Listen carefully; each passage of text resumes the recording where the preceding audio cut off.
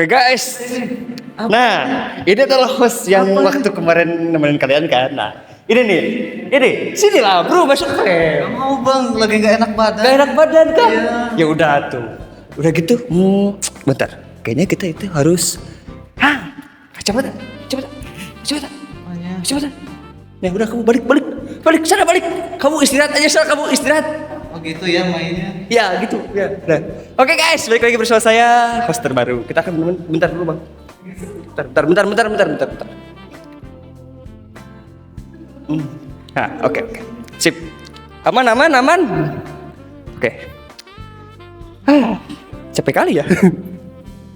Astagfirullah. Ini adalah episode terakhir dari podcast kita. Oke, thank you kepada host yang sebelumnya sudah menemani 3 episode untuk kalian. Jadi kita bahas apa lagi ini yang terakhir ya?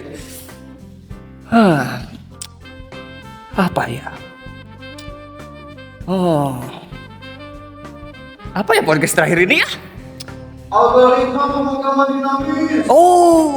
Algoritma pemrograman dinamis ya. Oke.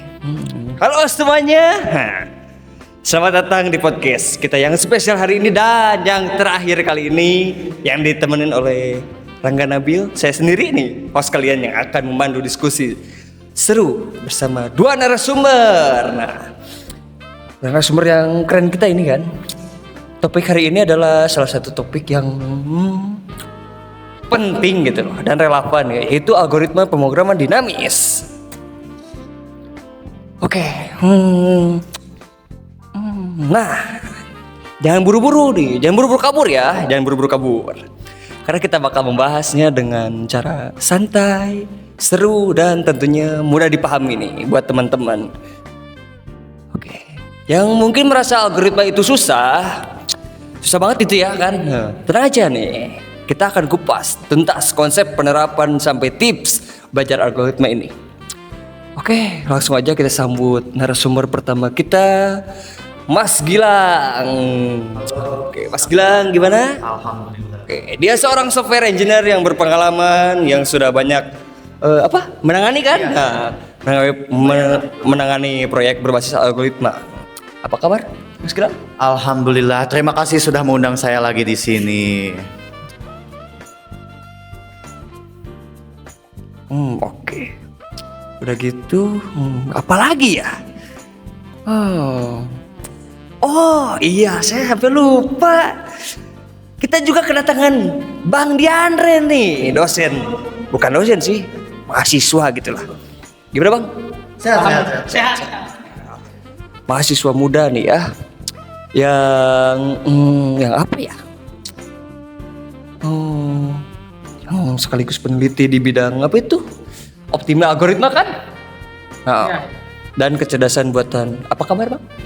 Baik. Baik. Tadi sudah dijelaskan baik. Oh iya maaf. Saya lupa. Oke. Sudah gitu. Oke. Sebelum kita masuk ke pembahasan inti, saya mau tanya nih ya. Kalau dari pengalaman Mas Gilang nih, kenapa sih algoritma terutama dynamic programming itu penting untuk dipelajari gitu? Kalau menurut saya, algoritma itu adalah fondasi dari semua aplikasi teknologi yang kita gunakan. Jadi, dari pencarian rute tercepat seperti di Google Maps contohnya nih Bang, sampai pengolahan data besar di perusahaan teknologi informasi gitu Bang. Yang kita gunakan ini Itulah namanya algoritma pemrograman dinamis, Bang, gitu. Ini sangat spesial, Bang, karena fokusnya adalah memecahkan masalah yang kompleks dengan cara yang optimal, gitu, Bang. Bang Diandre sendiri nih kalau dari sisi riset dan pendidikan, kenapa algoritma ini penting gitu? Kenapa algoritma dinamis ini penting ya? Karena dynamic programming atau algoritma programming dinamis gitu mengajarkan kita berpikir secara struktural. Jadi masalah-masalah besar bisa dipecahkan jadi bagian yang kecil gitu. Lalu disusun kembali untuk mendapatkan solusi terbaik. Nah, ini nggak cuma berlaku di pemrograman aja, tapi juga di banyak aspek kehidupan. Wah, menarik banget ya. Oke, teman-teman, stay with me gitu kan. Stay tuned ya. Apa ya? Apakah kalian haus gitu? Enggak sih, Bang. Enggak, yang benar. Haus sih, Bang. Haus kah? Enggak ada minuman gini. Ya, biasanya di kemarin. Gak ada betul? Tenang aja, kita punya Yanto. Ya, Yanto masuk Yanto. Kita ada Yanto, bro. Ada Yanto. Ini Yanto. Nah, ini Yanto tuh. Oh, Yanto. Tapi kok kayak agak ini ya, Bang? Ya, biasalah. Kan Yanto namanya itu. Maaf ini. Sedotannya ini. Sedotannya Mana mana saya sedotannya? minumnya? Oh iya, Yanto, sedotan Yanto. Aduh. Astagfirullah, Yanto. Kenapa kamu lupa gitu? Aduh. Terima kasih, Yanto ya. Terima kasih Yanto. Diminum, Bang. Nah, kita mulai dari dasar dulu ya. Mas Gilang nih ya. Bisa tolong jelaskan nggak secara sederhana apa itu dynamic programming itu? Nah, kalau menurut saya nih, dynamic programming ini atau DP ya disingkatnya, itu adalah teknik pemrograman yang digunakan untuk menyelesaikan yang punya dua sifat. Nah, yang pertama overlapping subproblem adalah bagian dari masalah yang dihitung berulang-ulang kali. Nah, yang kedua adalah optimal struktur. Adalah solusi optimal dari masalah besar yang bisa diperoleh dari solusi optimal bagian-bagiannya. Contohnya nih, kita kan sering dengar soal deret Fibonacci, bener gak? Jadi kalau kita hitung pakai cara biasa, kita kan akan mengulang-ulang proses yang sama berkali-kali. Nah, dengan DP, Dynamic Programming ini, kita bisa simpan hasil perhitungan sebelumnya supaya nggak dihitung berulang-ulang kali. Jadi nggak capek 2 kali gitu, Bang. 2 kali ya? Itu menurut Mas Gilang ya. Kalau menurut Mas Diandre nih, kalau kita bicara soal konsep ini ya, yang kita bahas gitu kan, ada filosofi menarik di balik DP ini atau dynamic programming ini gitu? Ada nggak gitu? Oh, tentu ada ya. Jadi filosofinya adalah jangan kerja 2 kali. Kenapa jangan kerja 2 kali? Lanjut. Oke. Kenapa nggak boleh kerja 2 kali? Karena kita belajar menghargai kerja keras kita sebelumnya dengan cara menyimpan hasilnya untuk digunakan di masa depan. Nah, jadi ini sebenarnya relevan juga dengan kehidupan sehari-hari gitu. Misalnya nih, kalau kamu udah belajar sesuatu gitu, catat atau dokumentasikan gitu supaya nanti kalau kamu butuh lagi gitu nggak perlu mulai dari awal lagi gitu.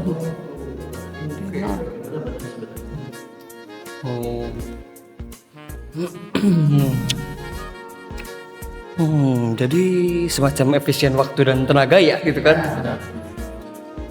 Sorry ya, kita harus panggil dulu Yanto lagi ya karena saya tidak suka yang ini gitu. Yanto, mohon maaf, ini saya mau ganti minuman dong. Mohon maaf banget yang ngerepotin. Nggak suka saya tidak suka. Yanto nih nggak bener ya? Ya, begitulah gitu. Yanto, tolong ya ganti minuman ini gitu. Nah, gitu. Oke, terima kasih Yanto. Nah, kita minum dulu ya guys. Sekarang kita bahas apa ya? Oh, mari kita bahas ini aja deh, yang enak nih.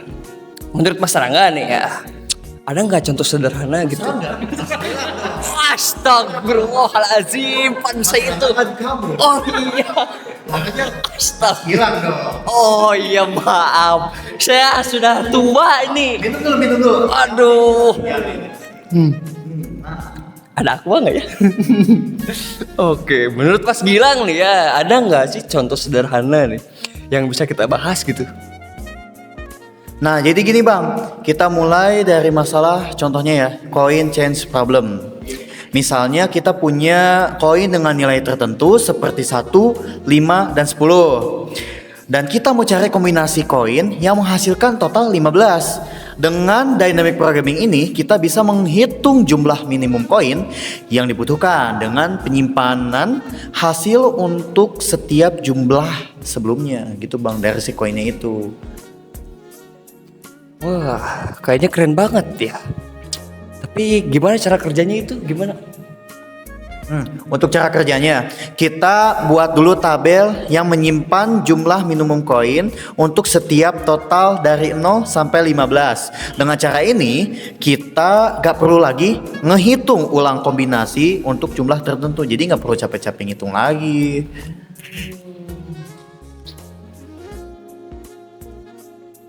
Gak perlu capek-capek hitung lagi gitu. Oke. Kalau Mas Diandri ini gimana? Kalau kita sih pakai pendekatan biasa ya gitu, tanpa DP itu. Jadi waktu komputasinya akan sangat lama, terutama kalau angkanya besar banget gitu, pasti sangat lama gitu. Ini contohnya simple ya, cuman kayaknya agak sulit gitu. Sulit gitu kan? Oke. Sekarang kita masuk ke aplikasi nyata nih ya dari Mas Gilang nih. Apa ada gitu contoh di dunia nyata ini gitu kan yang menggunakan DP gitu?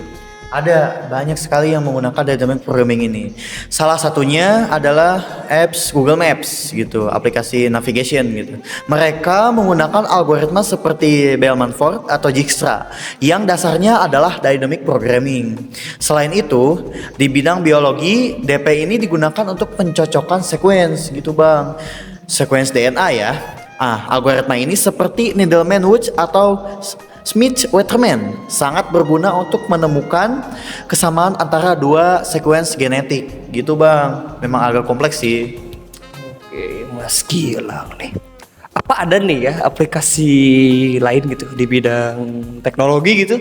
Tentu ada Bang. Di bidang ini adalah salah satunya optimasi pengiriman barang di e-commerce. E-commerce ini adalah aplikasi jual beli online gitu.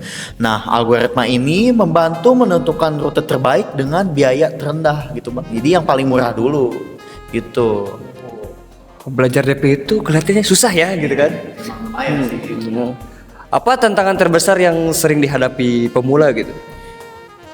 Yang dihadapi pemula biasanya tantangannya adalah memahami cara memecahkan masalah atau problem solving menjadi masalah kecil. Banyak pemula bingung di bagian-bagian ini. Jadi pemula tuh kebanyakan bingung gitu buat problem solvingnya gitu. Oke, gimana menurut Mas Diandre?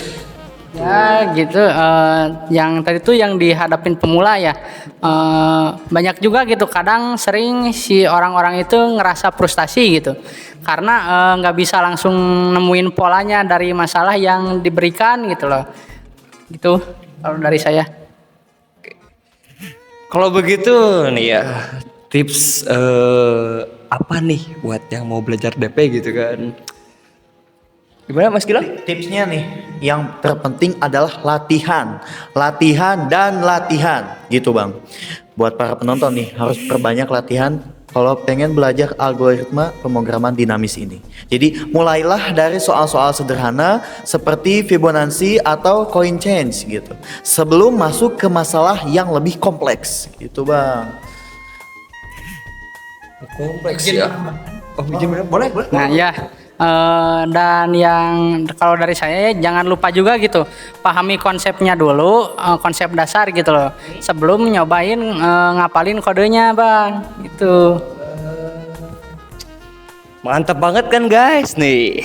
Terima kasih banyak untuk tips-tipsnya gitu kan dari Mas Gilang, dari Mas Diandre gitu kan. Wah, nggak terasa ya. Kita sudah mengobrol banyak gitu kan tentang sharing-sharing dari sini kan gitu. Terima kasih banyak juga buat Mas Gilang, Mas Diandre gitu ya ilmunya kan. Semoga diskusi kita hari ini bermanfaat buat semua pendengar gitu kan. Sampai jumpa di episode berikutnya, teman-teman. Tapi bentar, ini gak ada episode selanjutnya. Ini yang terakhir. Wah, kita lagi. alah, gimana nih? Kita nggak bisa ketemu lagi gitu. Bisa, kalau nanti ada proyek selanjutnya. Proyek selanjutnya gitu. Oh, Makanya jangan lupa nonton Di season selanjutnya. oh, di mana? Di mana? Di mana? Di bawah. Di atas gak sih? Oh iya, Di atas gak sih? Jangan lupa di atas. Nah, di atas. Jangan lupa di atas. Oke, see you guys. Mungkin pertemuan kali ini untuk terakhir kalinya ya. Saya host Rangga Nabil, izin pamit. Untuk Mas Gilang juga terima kasih udah hadir. Untuk Mas Diandre terima kasih udah hadir ya. Sampai berjumpa di lain hari. Wabillahi taufiq wal hidayah. Wassalamualaikum warahmatullahi wabarakatuh.